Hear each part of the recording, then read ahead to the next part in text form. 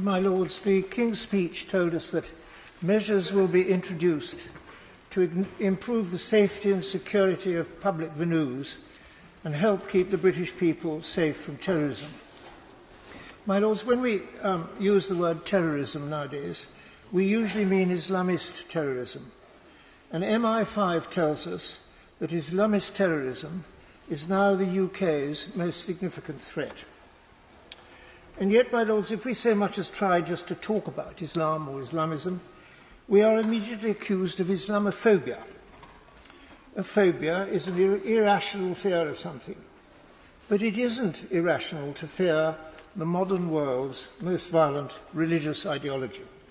I describe it as such because, according to the religionofpeace.com website, Islamist terrorists have carried out some 46,602 deadly terror attacks somewhere in the world since their Twin Tower massacres of the 9th of September 2001, or more than 5 every day.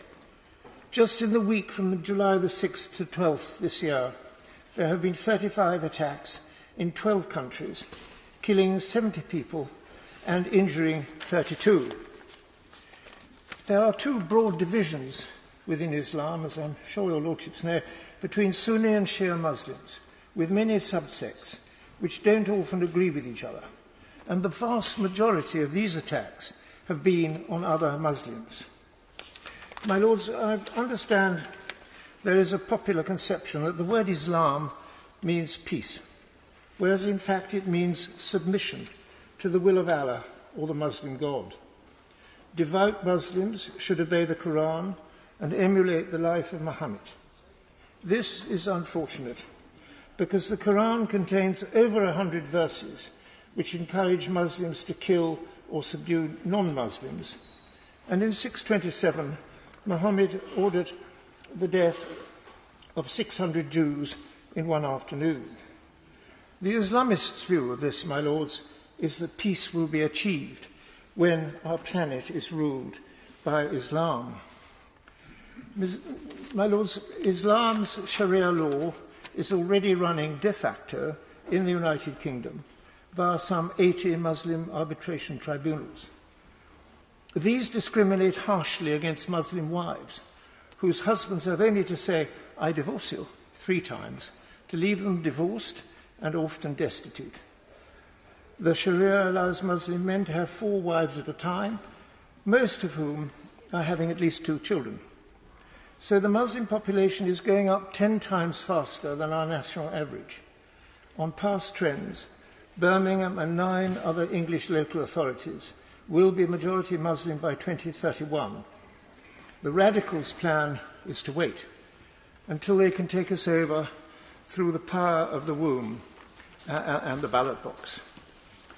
Of course, my Lords, I pay tribute to the vast majority of Muslims in this country who eschew these tenets and live decent and helpful lives in our democracy. But we are left with the problem of what to do about the rest of them. May I suggest first that we should start monitoring our mosques and madrasas and imprison or deport our extremist imams. Second, we should encourage the licensing of imams before they can preach, as do other religions, including, I think, the Church of England. Third, the government should enact Baroness Cox's bill to give our Muslim wives the protection of our civil law. The bill has had 2 supportive second readings in your Lordship's House, but the government fears being called Islamophobic by our Muslim men, so won't support it. Fourth, we should ban the burqa in public, as 16 other countries have done, some of which are Muslim majority. My Lords, Islam is a vast subject, and I cannot possibly do it justice in the 5 minutes which is our allotted speaking time. But I have written a 2-page bullet point memo entitled "Why Can't We Talk About Islam?", which has found favour in unexpected quarters, and I will put a copy of that in your Lordship's library.